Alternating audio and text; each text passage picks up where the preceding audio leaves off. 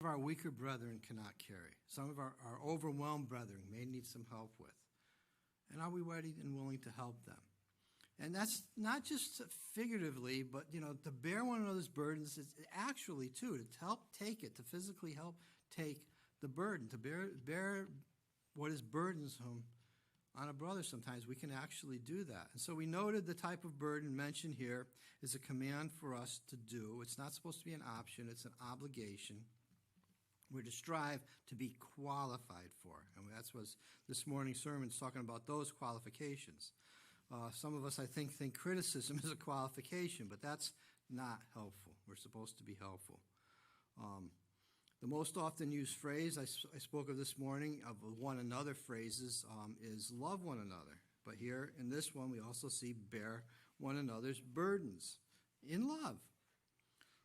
And like I said, actually, because we need to do this in our labor also. We need to labor to desire to lift up our brethren when they're struggling.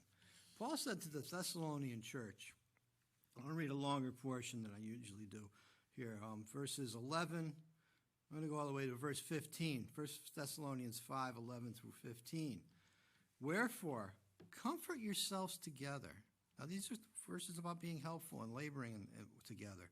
Wherefore, comfort yourselves together and edify one another, even as also ye do. And we beseech you, brethren, to know them which labor among you and are over you in the Lord, and admonish you, and to esteem them very high in love for their work's sake, and be at peace among yourselves. Now we exhort you, brethren, warn them that are unruly, comfort the feeble-minded, support the weak, be patient toward all men.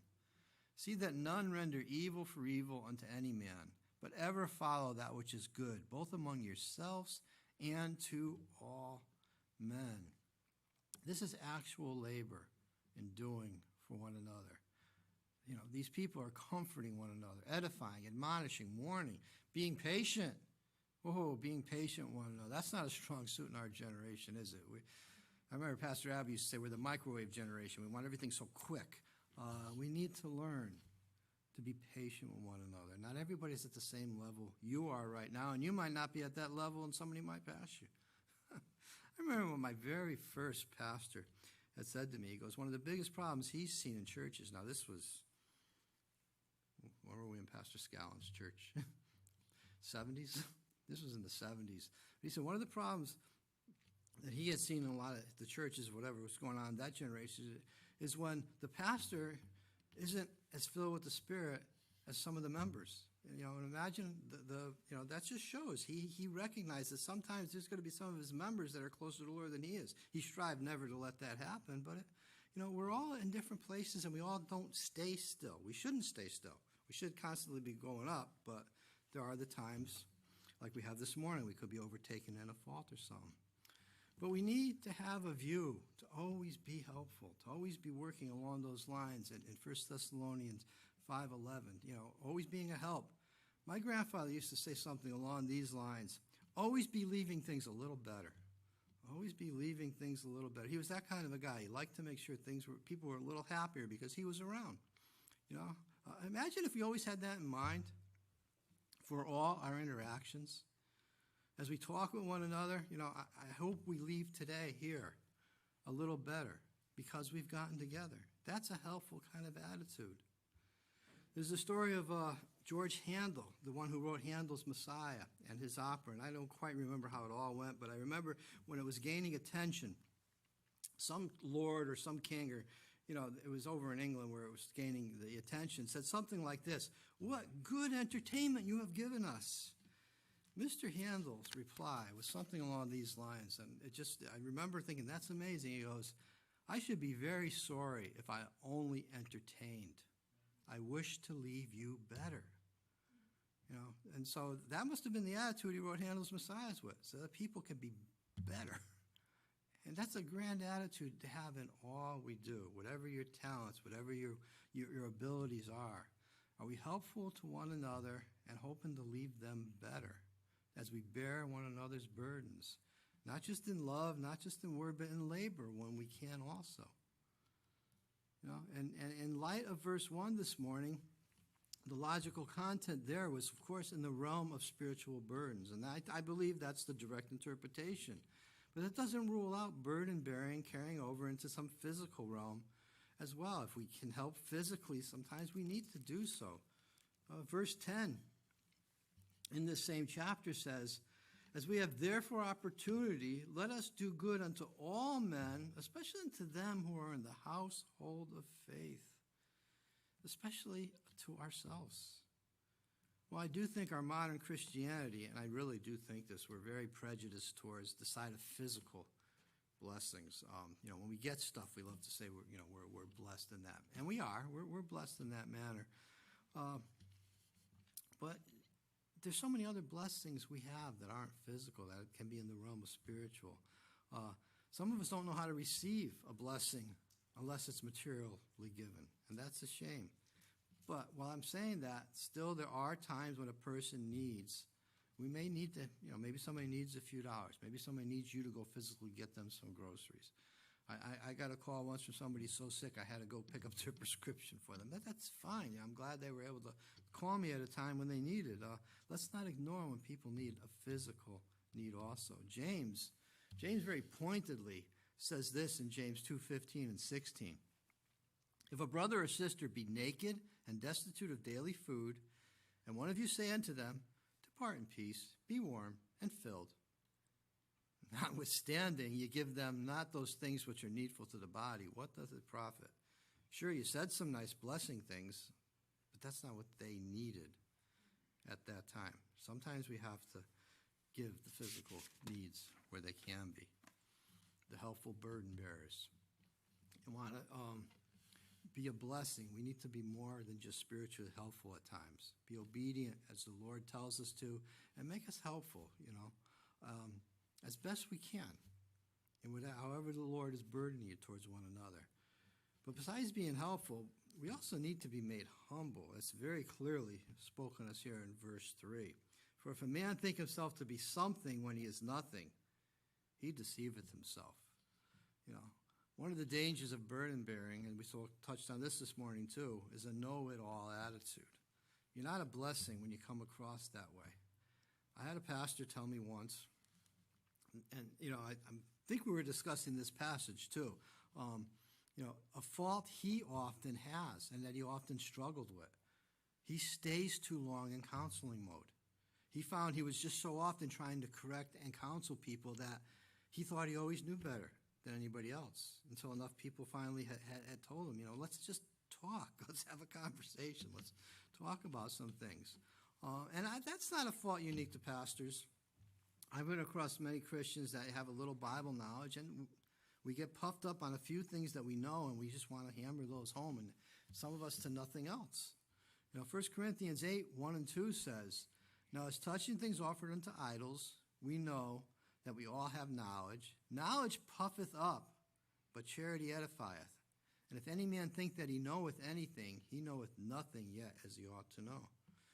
Again, the direct interpretation there, yes, is dealing with idols and the puffing up of that kind of knowledge, but the application works with this too, where it says, if any man think he knoweth anything, he knoweth nothing.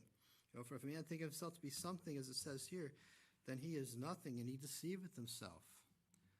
How do we react about the things of idols? Well, that's another topic. I won't want to go there. But our high-mindedness, when we get puffed up, that's not helpful. That's not a loving towards one another. We all need to beware of that kind of self-deception when we get high-minded to the point. We're all just sinners, saved by grace. Our services is not dispensable, any of our services. Our tithes are not indispensable. Our talents are not indispensable.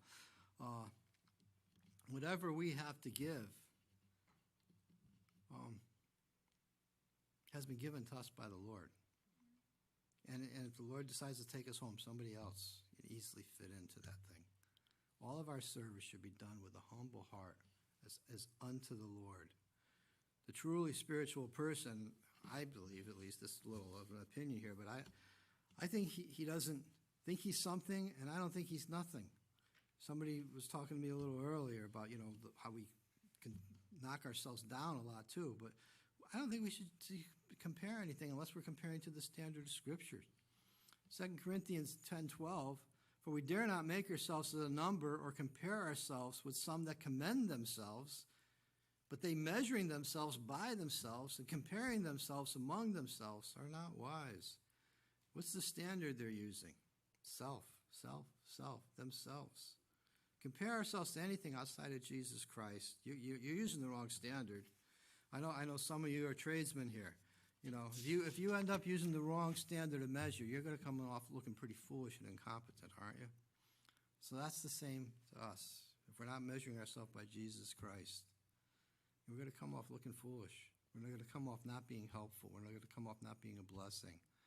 So let's learn to be humble, be on guard against the self-deception that we're warned about here, that we may be a true blessing to others. And the last point here I want to note to be made into a blessing is to make ourselves honorable. Lord, make us honorable people, Lord. To prove our work, as it says here, but let every man prove his own work, to have it tested, to have it examined, to see if it's genuine or not. And that's what a lot of the trials of our life are over, to see if you're genuine, to be tested. Accept the trials. You know, otherwise our work is just a surface appearance. You know, if you can get along. When the trials come, that's when you know the stuff you're made of and how your work needs to be proven. Now, this reminded me of a time, I think it's applicable, when I was working at the foundry. We were making, it was a largely iron powder. I can't recall exactly which one, but, you know, much of what was in the melt was iron.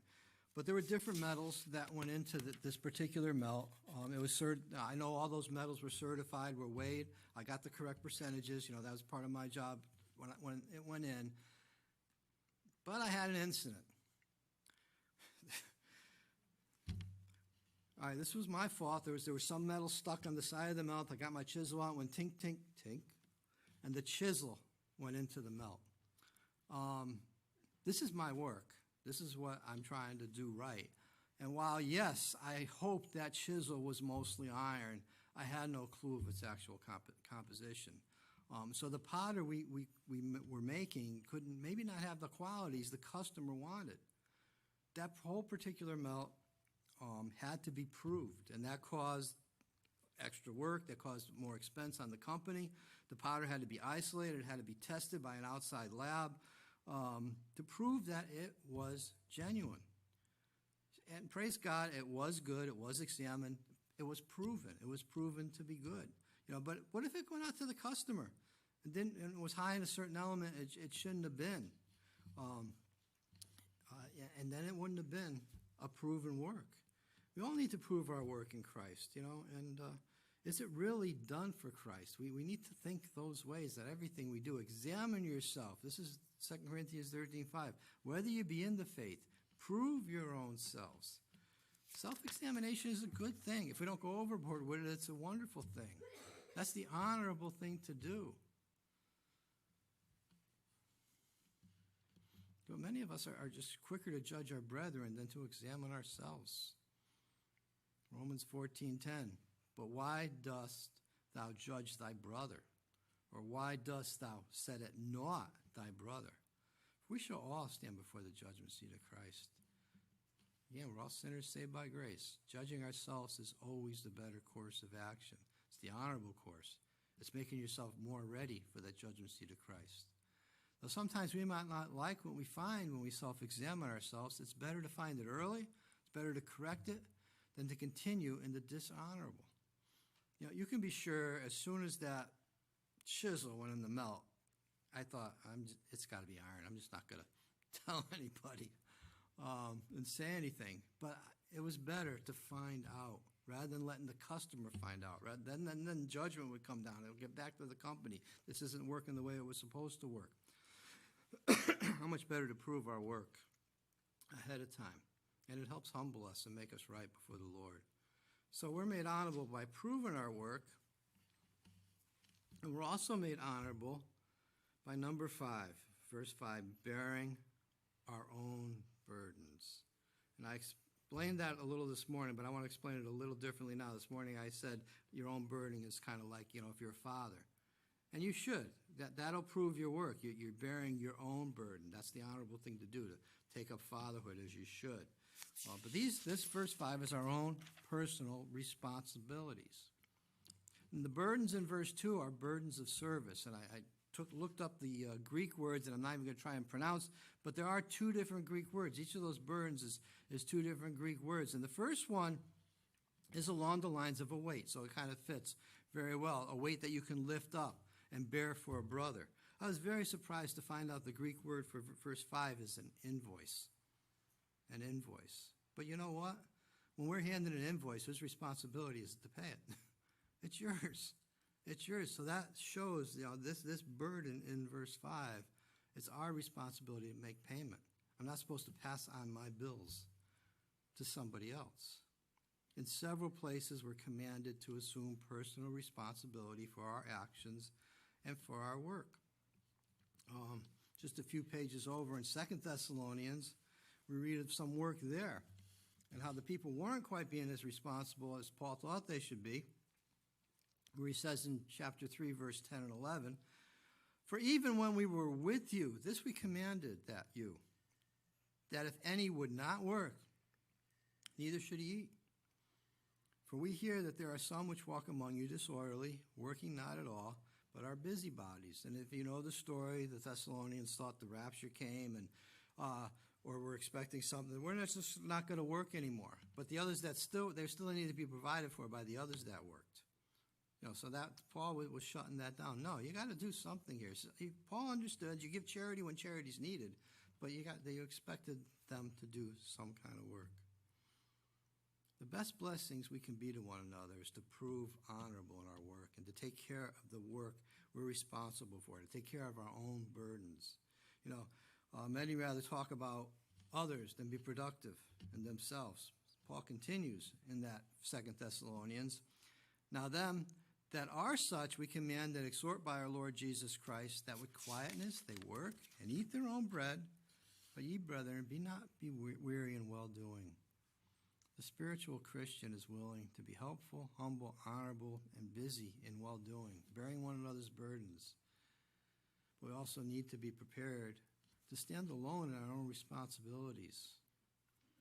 One way to detect our spiritual growth, some of us wonder, how am I growing in the Lord, is how are you handling burdens? In between the two sermons, do you see the burdens of others? Do you see them? Do you notice them? Are you trying to take care of part of this family here? Do we help to carry them as verse 2? But another one is, how are you handling your own burdens? My wife and I were having a conversation last night, and she says, I haven't seen too many people panic, but we talked about some people get a little burden, and it's panic, when it's their own burden. How are you seeing other people's burdens? And when people panic, then we got to realize we need to take care of them too. But your own burdens, do you take them to the Lord? Do you handle them well? While doing what you can. If we hope to be a blessing to others, we must learn how to treat one another properly in our church. I was going to say in our churches, but I'm trying to bring this one home for some examples I've been seeing, while handling our own responsibilities in humility and in doing well. I pray the Lord will make us all a blessing to one another, and He can and will. But He won't if we're not being helpful, if we're not being humble, and certainly if we're not being honorable. So let's hold to these standards. It's not legalism to hold to some standards, and we can be a proven blessing to many. So it's a short devotion. I pray you're blessed by this time today. I'm going to close with a blessing on each and every one of you here. Father, I do pray a blessing.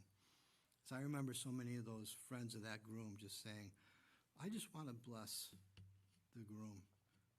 Father, I ask in your name, in the name of your Son, dear Jesus, that you would bless each individual here of this sermon right now. You would send them home, remembering how great it is to be saved, first and foremost, how great it is to be a member of a church, how great it is the brethren that we have here. Help them to count their blessings and to be blessed by that.